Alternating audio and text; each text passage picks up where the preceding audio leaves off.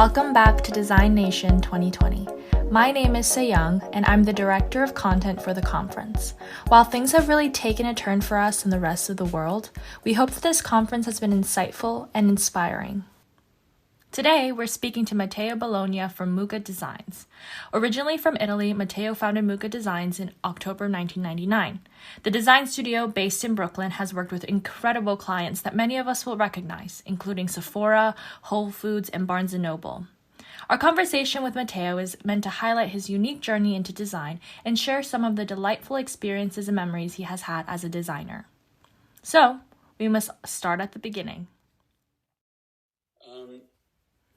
My background is I was born in Italy, in Milan, the design capital.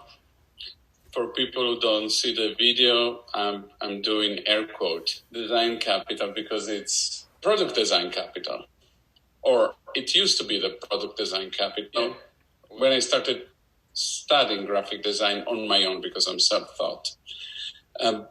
So I was raised in a family that was design aware.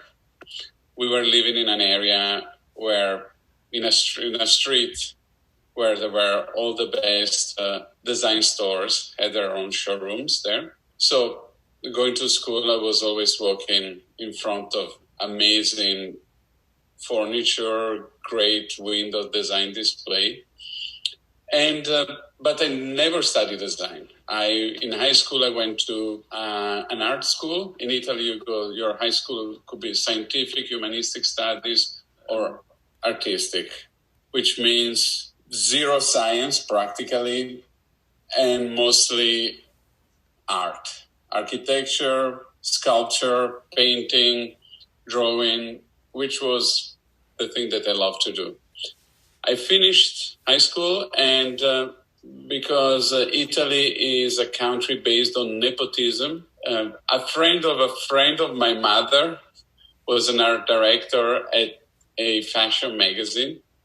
And again, because nepotism is more important than quality, and spending less money, it's more important than quality. They hired this 19-year-old guy, which was me, to do some illustrations for the magazine. So suddenly, from being a high school student and being at my first year of architecture, I also became an illustrator for magazines. And every month I had a few permanent gig with different art directors. So the art directors and the designers in the magazine needed help. And they say, hey, kid, come here, help us. So suddenly I started to do graphic design, which was very interesting and cool for me. And I think now it's the right time to talk about how things were made then. When you were making a magazine, the art director would get typeset Xerox from the journalists. They would send the typeset Xerox to a place who was producing text, like we do now with our computer, we print. But at the time, they had huge machines and people with big computers typing text, and these lines of copy where it was kind of like doing HTML. They were really programming the copy. They were saying, defining the typeface, the type style, all in these CRT screens with green text and black background, like in all the science fiction movies. And then they were pressing a button, and there were these big machines that were pulling up photostats, the text printed on photographic paper. Then the art director would receive this a couple of days later. They would Xerox it, and then they would put it in their layout. And if there was extra text in the text that they received, extra copy in the text that they received, they would actually wrap the end of the column and write -3, -4, -5 to reduce the number of letters, of words, of lines, so that the editors, they would change the copy and send again the corrections to the photo lettering place, which was crazy for me at the time, because this was, late 80s, beginning of the 90s, and computers already happened in the rest of the world. After being exposed to the possibilities of graphic design, Matteo took the matter into his own hands to learn more about it. And so I started looking around, and at a certain point, I leased a computer, one of the first Macs, a Mac 2X, which was, I was spending the equivalent of like $700 a month for 3 years for a computer that was like with 2 megabytes of RAM. But it was cool. It was an amazing machine at the time.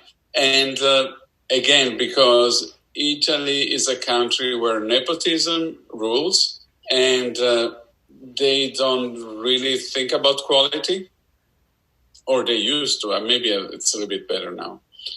I started, just because I had a computer and a printer, and I was able to print squares, circles, lines, and type, automatically, I was a graphic designer. I never studied graphic design, but for all the art directors at the magazines, I was the graphic designer, because they didn't even have computers at the time in magazines. Such that the first time that when I bought the computer, all these art directors were super excited, and they asked me to do an illustration with a computer. And I was like, yes, that's great. I can do an illustration with a computer that I didn't know how to use. No idea how to do it. So I made this illustration with Freehand, which was an application similar to Illustrator. And the illustration was done, but nobody in the publishing house had any idea on how to get my illustration. They couldn't get it from the diskette that I would give them, because they were, I don't remember why. So I photographed the screen with a camera and sent them a slide that then they scanned, and it was horrible, but it was made with a computer. So they wrote, computer illustration by in the magazine, and it looked very cool for them. So I used this lack of desire of quality to learn my skills as a graphic designer. And I'm so glad that the level was very low, even at the average level professionally in Italy, that I was able to have an opening in the graphic design world. At a certain point, my Illustrator career was overtaken by my graphic designer career. I was more interested in typography and graphic design in general. I found this bookshop in Milan that was selling books coming from all over the world. You still have to remember that there was no internet. So all the culture about graphic design was transmitted through magazines, very expensive magazines that were coming from abroad, and books, the design annuals. So I started buying books, and the Type Directors Club book was my annual, was like my favorite. All the best designers were there. And I learned by copy. Every time I had an assignment, I would look through those books and get inspired again, air quotes. I was copying stuff at the best of my capabilities, which weren't that good. So I was mimicking badly what was in those books, but I think that's how you learn. And then I worked for 1 year in a packaging design company where I learned more about packaging, about dealing with bigger clients and colleagues, because I always worked alone. And then I opened my own studio because I had more and more work with 2 partners. It was doing pretty well. We were making money. We got a new office that was amazing in Milan. We got an old factory. We were like 25. It was super cool. We were like really, really cool. 26 maybe. But I personally was not very good at probably dealing with my colleagues. They were not very good at dealing with me. At a certain point, we nearly killed each other. So you don't want to, it's not nice when you scream at your business partner, so they scream at you. So we closed the company at the top of its success. And instead of opening a new company, I decided to move to the United States because I loved all the graphic design that was happening here, and I wanted to learn. I wanted to be in the place where all the cool stuff starts, at the beginning, where the source of all the design that I liked was. So I came here. I ended up working in a design museum company called Ralph Applebaum Associates. I worked there for 4 years. And in October, so I moved to New York in 1994, and in October 31st, 1999, I officially opened Mucca Design. During the past 4 years, I was doing a lot of freelance work, which actually helped me to create my client base and give me the financial ability to start with a design company. After sharing his own experiences in design, he also offers what he thinks about the industry as a whole. My thoughts about the design industry. The design industry changed since I started my career drastically. It went from being analog to digital, and the knowledge that was shared at the beginning, again, as I was saying, was mostly based on books. And books needs to be shipped with boats or planes across the world. The pages need to be flipped. There was a very slow way of distribution of knowledge. It was expensive, as I was saying before. And in the past 20, 25 years, thanks to the internet, there's an explosion of knowledge across every industries, every segment of culture, and graphic design benefited a lot from it. I'm always surprised by the level of design of young designers, students. The average is so high that is incredible. When I receive portfolios, and I see a lot of portfolios, digital, of course, it's amazing the quality, the way of thinking that students and young designers have right nowadays, because they're exposed to quality. Quality is pervasive, and we learn even without studying it, I think. While for me it was very difficult to try to achieve quality because there was not much quality around me in Italy at the time.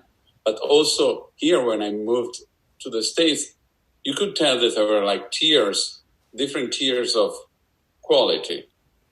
While now, even the lowest tier, it's pretty decent. Lastly, here are Matteo's words of advice to you, the future generation of designers. If you can afford it for your first job, don't think about money.